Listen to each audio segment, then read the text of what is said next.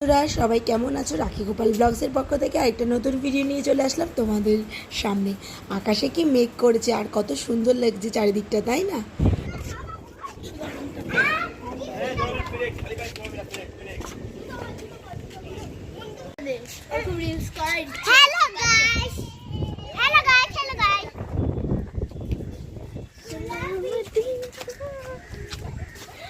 Heavy লাগছে কিন্তু দেখ ওই গাছটা বড় গাছটা তো না কোন গাছটা আরে ওই বড় গাছটাই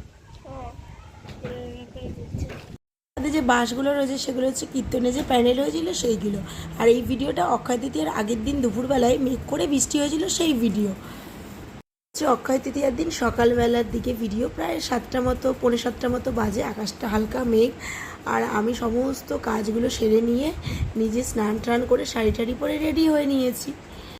রেডি হয়ে এখন যাব হচ্ছে দোকানে, কারণ দোকানে যেহেতু আজকে অক্ষয় তৃতীয়া, হালখাতা বিকালে হালখাতা রয়েছে, সকালে পুজো, সেই পুজোর জোগাড় করার জন্য আমি চলে যাচ্ছি এখন রেডি হয়ে দোকানে।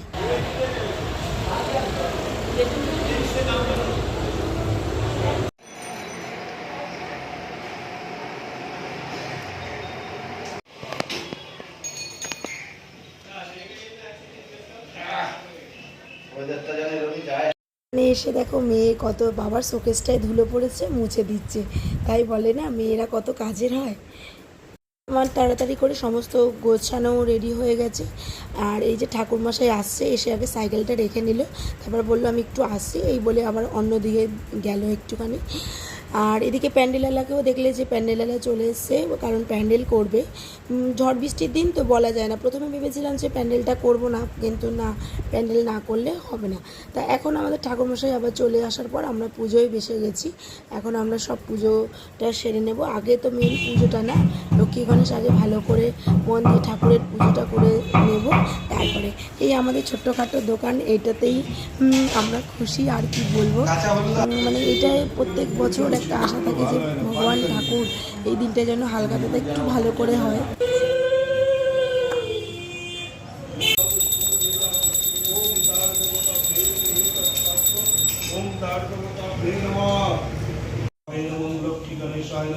ओम देवेंद्र मौर्य मंदम अपोरंदकनारुण विघ्न हिरण्य शरम भुजं शिवनाथा गंगणेश বলতে তো ওরকম হবে না।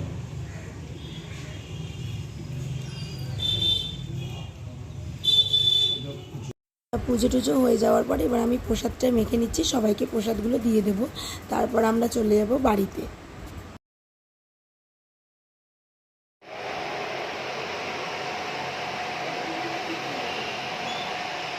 সবাইকে পুজোর প্রসাদ দিয়ে এবার আমি চলে এসেছি বাড়িতে। কারণ বাড়িতে এসে দেখলাম তোমার দাদা মাংস এনে রেখেছে, তা খাসির মাংসটাই করবো আজকে, মাংস আর প্লেন ভাত। তা আমি এক গ্যাসে ভাত বসিয়ে দিয়েছি, আর মাংসটাকে ধুয়ে ভালো করে নুন হলুদ মাখিয়ে মাংসের জন্য রান্নার জন্য যা যা লাগে সব গুছিয়ে নিয়েছি। আর একটা কড়াইতে তেল গরম করে তার মধ্যে তেজপাতা, সাদা জিরে, শুকনো লঙ্কা এগুলো দিয়ে দিলাম। এবার যে পেঁয়াজ ভাজা করে নিয়ে তারপরে যে মাংসটা সেটা এর মধ্যে দিয়ে ভালো করে আস্তে আস্তে মশলা দিয়ে কষিয়ে নেব।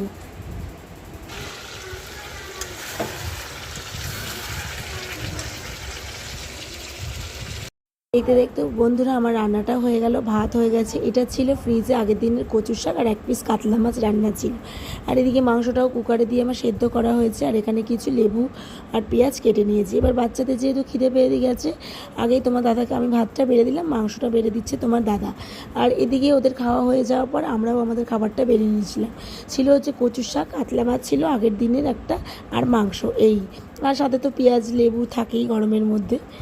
তো সন্ধ্যাবেলা থেকে এখন ভিডিওটা স্টার্ট করে দিলাম। দোকানে হালখাতা চালু হয়ে গেছে আমাদের। আর বন্ধুরা সবথেকে ভগবানের কৃপায় ওয়েদারটা খুব ভালো ছিল, ঝড় বৃষ্টি কিছুই হয়নি। আর এদিকে দেখো শরবতের স্টল বসেছে, ঘুগনির স্টল বসেছে, সবাই এসে কাস্টমাররা হালখাতা করছে, একটু শরবত খাচ্ছে, একটু ঘুগনি খাচ্ছে, তারপর আবার যে যার বাড়ি চলে যাচ্ছে। এইভাবে আমাদের হালখাতাটা সুন্দরভাবে হয়ে গেছিলো তোমাদের সবার আশীর্বাদে, ভগবানের কৃপায়। আর এই যে দেখো কি সুন্দর। তারপরে একটা পাশের দোকানে আমি চলে এসেছিলাম, ওই পাশের দাদার দোকানেও হালকাতা হচ্ছিলো ওই একই বাজারের দোকানে। তা ওখানে দাদা বলেছিল এদিকে আসো, আমার দোকানে আইসক্রিমের স্টল বসেছে, ওখান থেকে আবার একটু আইসক্রিম খাচ্ছিলাম। তা দাদা বলাতে আমার দাদার দোকানে চলে এসে এখানে দাঁড়িয়ে দাঁড়িয়ে এখন মেয়েরা আর আমরা সব আইসক্রিম নিচ্ছি। এত ভিড় ছিল, অনেকক্ষণ দাঁড়িয়ে থাকার পর তারপরে পেয়েছি আইসক্রিম। আর এখন সেটাই ওই দাদার দোকানের সামনে দাঁড়িয়ে আইসক্রিম খাচ্ছিলাম। আর ওই যে পেছনে দেখতে পাচ্ছ ওইটা হচ্ছিল আমাদের দোকান। এখানে সব বাচ্চারা বসে রয়েছে, আমার মেয়েরা খুব আনন্দ দুষ্টামি করছিল। আর দেখো কি সুন্দর করে সাজানো হয়েছিল দোকানটা, খুব ভালো লাগছিল দেখতে, পুরো বিয়ে বাড়ির মতো। আজকের মতো ভিডিওটা এখানেই শেষ করলাম। ভালো লাগলে অবশ্যই লাইক কমেন্ট শেয়ার করে চ্যানেলটাকে সাবস্ক্রাইব করো।